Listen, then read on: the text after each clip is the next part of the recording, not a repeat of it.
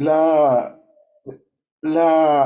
yo estoy siempre apuntando en este tiempo a, a lo que nos viene para nosotros como iglesia. Es un tiempo complejo, ya lo sabemos claramente, y nosotros hemos estado levantando pilares, pilares medio de nosotros, la iglesia propiamente tal.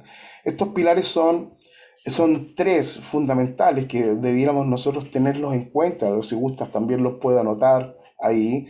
Tres pilares fundamentales que representan al hombre. Espera, necesito que estén.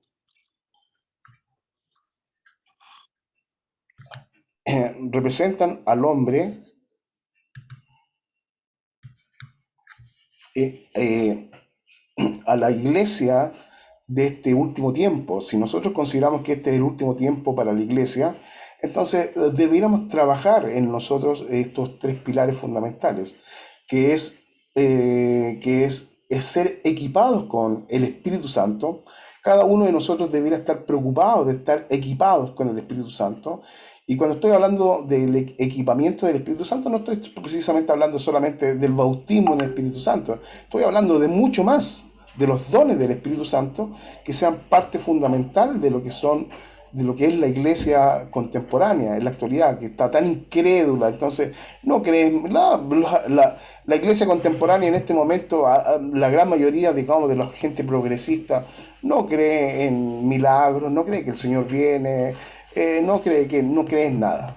¿Me entiendes? O sea, es una cosa súper extraña. Pero nosotros debemos estar equipados con los dones del Espíritu Santo. Lo segundo que debíamos tener es que cada uno de nosotros debía ser discípulos. Discípulo que significa que está bajo disciplina de Dios, no de nosotros los hombres, sino que de disciplina. O sea, reconocer que estamos todos bajo disciplina. El Hijo del Hombre siempre estuvo bajo disciplina. Luego nosotros no podemos estar así como, no, es que nosotros...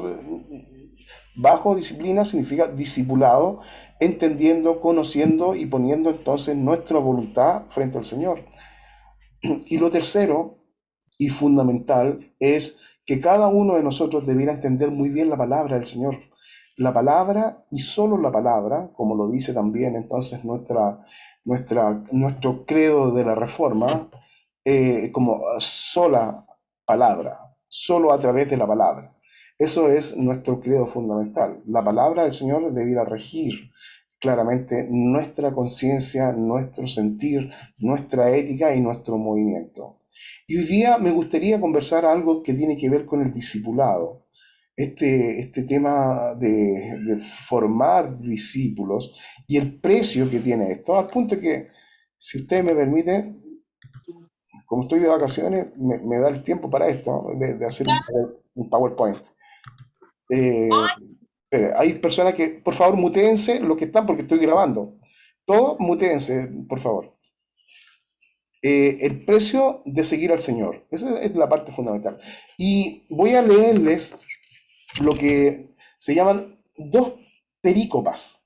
Una perícopa es un texto fundamental donde normalmente se hace la homilética, la homilía, donde se puede predicar. Son dos pequeñas historias que son muy marcadas en la escritura, que me gustaría que usted la conociera para que pudiera disfrutar de lo que significa el precio de seguir al Señor. Esto es una palabra muy antigua, muy recurrente, pero me parece que es importante rescatarla para que ustedes la puedan tener ahí en cuenta.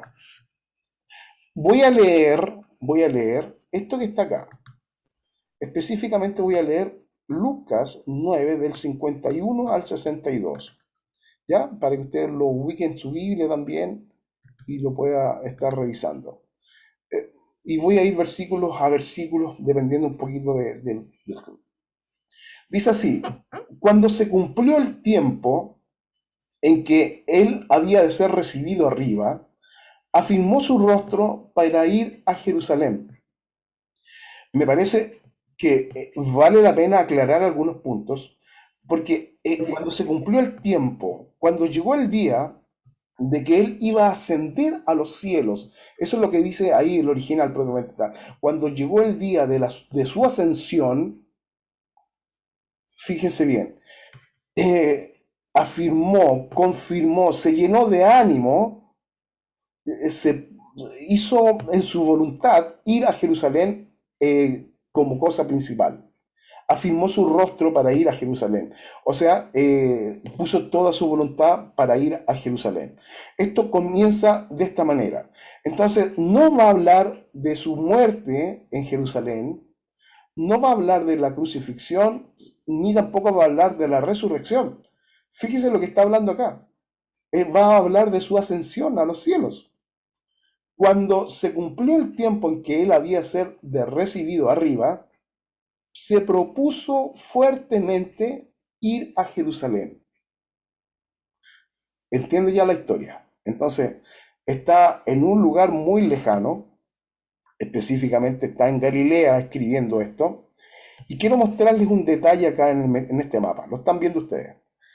De Galilea a Jerusalén hay aproximadamente 160 kilómetros en línea recta. Lo calculé ahí en línea recta para hacerlo. Pero cuando la gente pasa por Samaria, algo que dice, bueno, sí, Señor pasó por Samaria. Aquí, hermanos míos, esto es un tema complicado.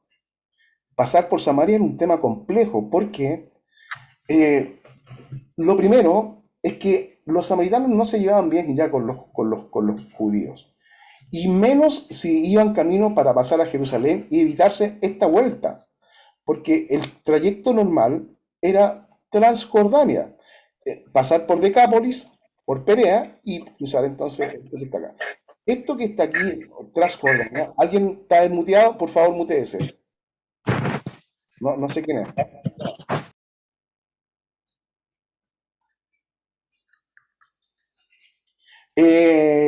Entonces, pasar, claro, era una vuelta gigante porque aquí hay una cordillera que es equivalente como a nuestra precordillera, hermanos míos, para que usted entienda el punto. No es sencillo así como ya vámonos y vámonos para acá atrás. No, no, no es así.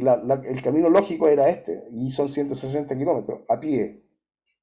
Sí, esto es lo que estaba ocurriendo. Pero el Señor quiere pasar por Samaria. Eh, Historiadores dicen, por ejemplo, de Samaria, que los judíos que pasaban por ahí los asaltaban y también los mataban. ¿Quién dice eso? Por ejemplo, Josefo, un historiador de la época, que esto era la odiosidad que ya había entre samaritanos y también. Entonces, les impedían el paso por ahí y habían grandes conflictos políticos porque cada Decápolis, Perea, Samaria, tenían tetrarcas, gobernadores que estaban gobernando y cada uno regía como a bien le parecía. Entonces, no era sencillo pasar por ahí. Entonces, créanme que esta travesía que hace Jesús es una travesía dura, compleja. Y viene entonces el punto de que él va a conversar. Dice lo siguiente, en el versículo 54, 52. Dice, envió mensajeros delante de él, los cuales fueron y entraron en una aldea de los samaritanos. ¿Sí? Cuando dice, eh, le mandó mensajeros delante de él para hacerle preparativos.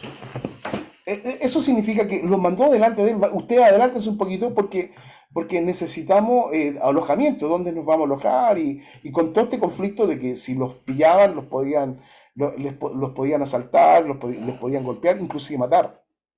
¿Ya? Ese era el temor para hacer los preparativos del viaje. Más no le recibieron, porque su aspecto era, o sea, su intención era ir a Jerusalén. Esto es lo que está diciendo ahí un poquito más. Reina Valera lo hace muy, muy literal, pero lo que está diciendo, van a buscar algún lugar para alojarse sin que lo puedan pillar. Y además, cuando empezaron a decir, sí, que nosotros vamos a pasar vamos a Jerusalén, vamos a pasar por acá nomás. Entonces dice, no se lo permitieron. Viendo esto sus discípulos, 54, miren, viendo esto sus discípulos, Jacobo y Juan, este es el apóstol Juan, por hermanos míos, el apóstol del amor, dijeron, Señor, ¿quieres que mandemos que descienda fuego del cielo? Mire, el apóstol del amor, pues, los quería quemar a todos. Esa es la parte buena de este relato. Como lo hizo Elías. Porque ustedes se acuerdan ahí, Elías, que con los dioses de Baal los quemó a todos. Dice que descienda fuego del cielo, como hizo Elías, y los consuma. Entonces, viéndose él, los reprendió. Tome nota en lo que va a decir acá, diciendo, vosotros no sabéis de qué espíritu sois. Sí, no, esto no es. Oye, si alguien te rechaza, esto no es manden fuego para que mueran consumados, por hermanos míos. Porque el Hijo del Hombre no ha venido para perder las almas de los hombres, sino para salvarlas. Y se fueron a otra aldea. Entonces, en este primer relato, es sumamente importante que el Señor, en este camino a su ascensión, se hace el problema de pasar por Samaria, donde le era muy complejo. Y sus discípulos en su primera enseñanza es, quemémoslos o matémoslos a todos. Y el Señor le dice, ustedes no saben de qué espíritu sois. No, ninguno de nosotros se confunda. Mira, todo esto es mundano, ojalá descienda fuego del cielo y se quemen todos. No, el Señor ha venido a salvar, no a matar. Y hay trayectos que son complejos. Por eso, este camino a la ascensión, no a la muerte, es un camino de una trayectoria. Sí, esto es lo que va a acusar esta enseñanza de Jesús. Por eso está el relato así como cuando llegó el tiempo de su ascensión, va a pasar por Samaria en forma clara, para complicar un poco más la cosa. Y entonces, bueno, Mateo va a acusar otros relatos asociados ahí a Samaria, como la mujer samaritana, entre otras cosas que pasó ahí. Pero fíjense bien, tenía que ir a Jerusalén y se va por el lado complejo, no por el lado fácil, el lado más complejo. Y viene entonces ahora las enseñanzas que están asociadas a esto que está acá. Pero usted ya entiende lo complejo que es lo que Dios está pidiendo acá a sus discípulos. Entonces se acerca uno y le dice, te seguiré. Dejen mirarlo a ustedes a la cara ahora, mis queridos, ¿saben? Un poquito. Déjenme ver. ¿Cuántos de ustedes quieren decirle al Señor, Señor, te seguiré por donde quieras que tú vayas? A ver, levante su mano. ¿Cuántos dicen, yo te sigo? Bien, yo te voy a seguir. Yo te voy a seguir por donde quieras que tú vayas. Bien. Y digo, esta es la intención propia de cada discípulo. Ahora lo importante es saber el costo de esto que significa. Si vamos a edificar sobre el conocimiento claro. Esto no es y nunca ha sido un camino de rosas. Algunos tienen una mística asociada a esto, pero esto no es una mística asociada. Esto es el Señor va a aterrizar esto. O sea, no va a ser sencillo. Esto no va a ser sencillo. Esto va a tener, si usted quiere llegar a los cielos, como lo está haciendo Jesús acá, esto no va a ser sencillo. Va a tener que ser discípulo, va a tener que entender la palabra, va a entender el llamamiento en forma clara para nosotros. Vamos, vamos entonces a esta primera petición de los discípulos, que le dice, yendo ellos, uno le dijo en el camino, Señor, te seguiré a donde quiera que vayas. Cualquiera de nosotros diría entonces lo mismo, como lo estamos diciendo. Yo, Señor, te seguiré donde quiera que tú vayas. Y el Señor le enseña lo siguiente, muy bien, pero tengo que decirte una cosa. Las zorras tienen guarida y las aves de los cielos nidos, mas el Hijo del Hombre no tiene donde recostar la cabeza. Esta enseñanza es para nosotros contextualizada para ahora, es perder la seguridad de lo que nosotros tenemos, porque las zorras tienen guaridas donde se pueden resguardar. Las aves tienen nido donde acostarse y estar protegidos, pero el Hijo del Hombre no tiene descanso. Pierde todo tipo de seguridad. Los expertos dicen, Él reposó el día que partió. A ver, discípulos, piénselo, no levante la mano o buena de primeras. ¿Cuántos quieren seguir al Señor? Lo primero, entonces, es que tienes que entender que tu seguridad va a sufrir. Nosotros nos aseguramos en nuestras guaridas, en nuestros nidos, en nuestra casa, en nuestros trabajos. Nos aseguramos, estoy seguro. Pero quien quiera ser discípulo del Señor tiene que estar dispuesto a perder esa seguridad. ¿Cuántos dicen gloria a Dios? Yo espero que sean pocos los que van a seguir, ¿ah? Porque finalmente dice, claro, la mies es mucha, pocos los, ¿me entiendes? Los obreros pocos, la mies es mucha. Pero efectivamente, es que estoy siendo lo más realista posible. Esto es en el buen castellano para todos nosotros. Se pierde la seguridad. Quien quiera servir, entonces ya no depende de su sueldo, no depende de su empresa, no depende de su seguridad, no depende de su profesionalismo, depende del Señor.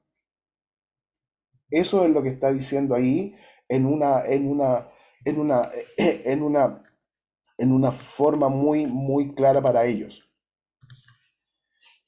Lo segundo que ocurre, aquí estamos en el versículo 57. Cuando pasa al 59, siguen caminando y el Señor le dice, y dijo a otro, sígueme. Cuando el Señor te dice entonces, ok, muy bien, sígueme, mire lo que le dice el discípulo. Déjame primero que vaya y entierre a mi padre. Jesús le dijo, deja que los muertos entierren a sus muertos, y tú ve y anuncia el reino de Dios. Es fuerte esto. Esto es tema de prioridades, no es un tema de amor. Aquí no es un tema de amor, es un tema de prioridades. Quien quiera servir al Señor, primero es la obra de Dios, predicar el Evangelio, y luego lo segundo. Entonces, miren, hago la pregunta de nuevo. ¿Cuántos quieren ser discípulos del Señor? Entonces nosotros decimos amén, yo quiero ser discípulos. Entonces la prioridad número uno no la va a tener las cosas que tienen que son lícitas. Porque uno puede decir, enterrar al padre. Claro, es completamente lícito. Sí, sí, está muy bien. Pero lo que está enseñando el Señor acá no es lo lícito de las circunstancias. Lo que está mostrando en la enseñanza es la prioridad. La prioridad la tiene el Señor. No sé si usted puede decir amén ahí. No sé si puede decir amén. Sí, eso es la prioridad. O sea, la familia, por supuesto que es importante. La familia es muy importante. La partida de un ser es muy importante. Pero el Señor está mostrando no el tema relevante de la familia, el entierro. No está mostrando eso. Está mostrando el orden de prioridad. Estos hebraísmos que se ocupan acá guardan relación entonces con la prioridad que está mostrando el Señor. No sé si quiere que siga con el siguiente slide. Sigo entonces.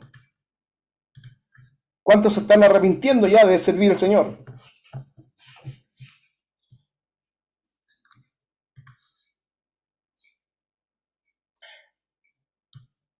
Entonces se acercó otro, ya en el versículo 61, y dice, entonces también dijo otro, te seguiré, Señor, pero déjame que despida primero a los que están en mi casa. Y mire, y Jesús le dijo, ninguno que poniendo la mano en el arado mira hacia atrás. Nadie que poniendo su mano en el arado mira hacia atrás es apto para el reino de Dios.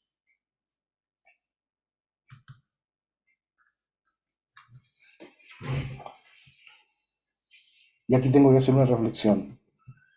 Muchas personas que son llamadas, muchas personas que tienen ministerio, muchas personas que tienen claridad de lo que tiene que ocurrir,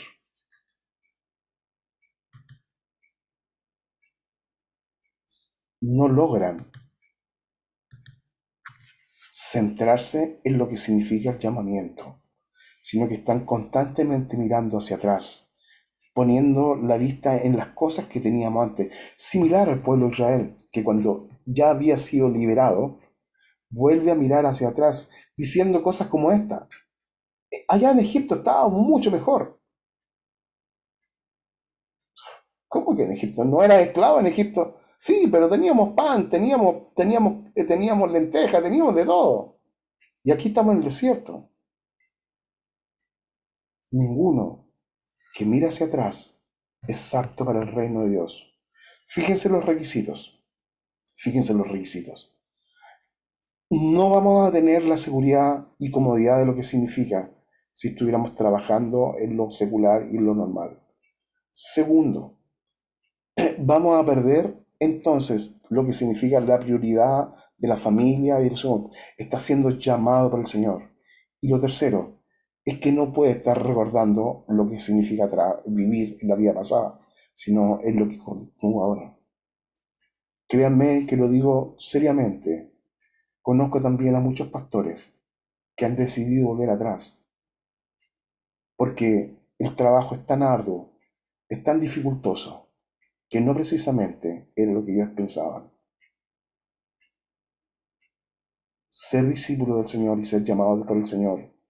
Y no estoy hablando del orden personal, del orden ministerial, así como pastor. No, en mucho llamamiento está este orden para todos nosotros. Por eso es importante tener cuál es el costo de lo que significa ser discípulo del Señor.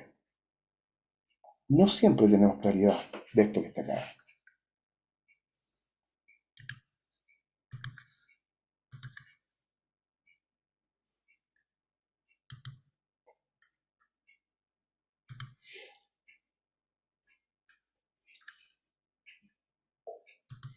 Yo quisiera mostrarles también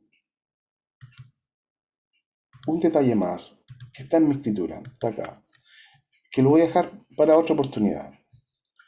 Cuando llega el versículo 10, llega al capítulo 10, dice, después de estas cosas, mire qué interesante, después de estas cosas, designó el Señor también a otros 70 y pone en práctica esto, a quienes envió de dos en dos delante de él toda la ciudad. La comisión de los 70 está regulada por esta enseñanza. Y yo quiero entonces ahora mirarlos a ustedes directamente. ¿Quién de ustedes quiere ser discípulo y seguir al Señor por sobre todas las cosas? Ahora, entendamos lo siguiente, que esto no se logra de un día para otro, este es un proceso, es tener la prioridad del primer amor, es como cuando el Señor dice que no aborrece padre o madre, no está diciendo que tienes que aborrecer a tu madre y a tu padre, a tus hijos, a tu esposa, no está diciendo eso, está diciendo que es un orden de prioridad de amor. Quien tiene el amor principal, el primer amor, es Él. Y luego los demás amores. No está diciendo que los demás amores sean malos. Está diciendo que Él es el primer amor. Y esto es el requisito fundamental para la ascensión. Mire el detalle. Porque el versículo número 1 dice, es entendiendo que llegó el tiempo de su ascensión, él afirmó su rostro para ir a Jerusalén, lógicamente a morir y luego a resucitar. Pero no puso el énfasis en la muerte ni en la resurrección, sino que puso el énfasis en la ascensión. Luego declara entonces que este camino para ir al cielo, para ir al paraíso de Dios, es un proceso que parte ahora y termina con su muerte. Termina cuando usted es llamado por el Señor a su presencia. En ese momento, entonces, ya está apto para ascender a los cielos. Bendito sea el Señor. Bendito sea el Señor. ¿Cuántos pueden decir gloria a Dios? ¿Sí?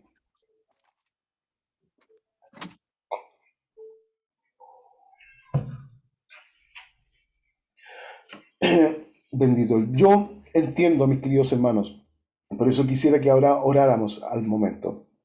Muchos de nosotros tienen trabajos tan ilícitos, tan hermosos.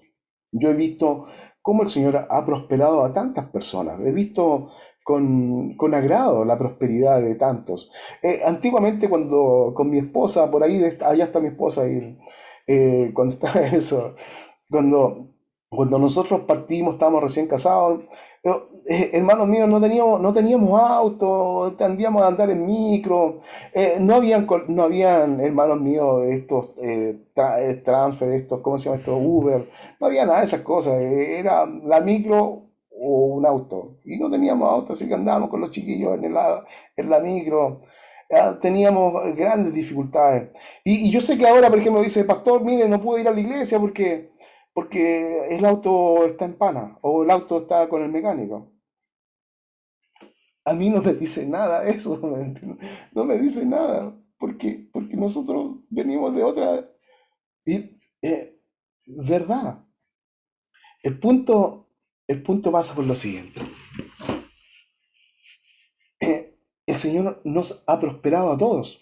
Yo a todos los que conozco acá, el Señor los ha prosperado de alguna manera. En el último retiro que estuvimos juntos, les mostré yo los autos que estaban afuera. Oye, antes teníamos puras Citroën, unos Fiat 600 dando vueltas por ahí entre medio. Yo andaba en un Visa, Citroën Visa ahí. No, ahora puro auto, casi de lujo, por hermano mío.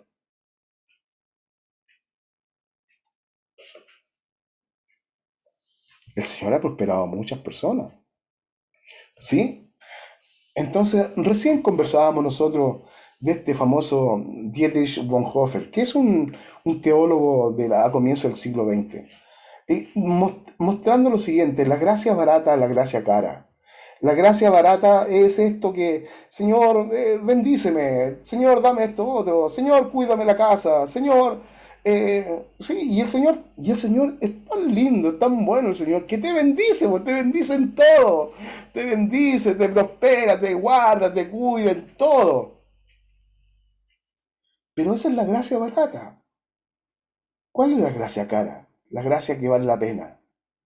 Seguirlo a Él, ser discípulos de Él. Fui enseñado por Jesús. ¿Y en pleno siglo XXI lo puede hacer? Sí, lo puede hacer, porque tenemos su palabra. Esto es su palabra, no la estoy inventando yo. Esto es lo que Él dijo, este es el contexto con que estaba hablando. Esto era duro, pasar por Samaria era muy duro, muy complejo. Y el Señor Jesús pasa por Samaria, porque le tiene que enseñar a sus discípulos lo que significa seguirlo a Él. Ahora sí quiero hacer la oración para ustedes, mis queridos. Yo sé que si usted está tomando en cuenta estas palabras, va a sentir como un grado de temor en su corazón, lo cual es bueno, lo cual es bueno. ¿Cuántos de ustedes quieren seguir al Señor y ser discípulo de Él? Ya entiende lo que significa. Levanta tu mano, levántase. Manténla ahí un poquito. Yo quiero servir al Señor, eso.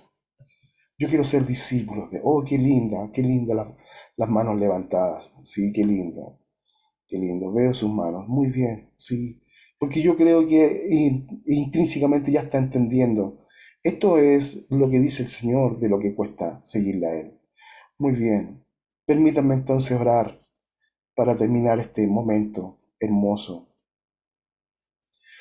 Padre, en el nombre de Jesús, tú conoces la intención del corazón de cada uno de los que ha levantado su mano y que ha dicho amén y que quiere seguirte, que quiere seguirte con conciencia. Sabemos que es complejo, los discípulos se quejaron, los discípulos tuvieron temor, tuvieron miedo, se asustaron, te reclamaron tantas veces, igual que todos nosotros en la actualidad, es lo mismo, pero tu enseñanza es rígida, es dura, es fuerte, es hermosa, porque de esta manera se entiende que tú eres el Señor de todas las cosas.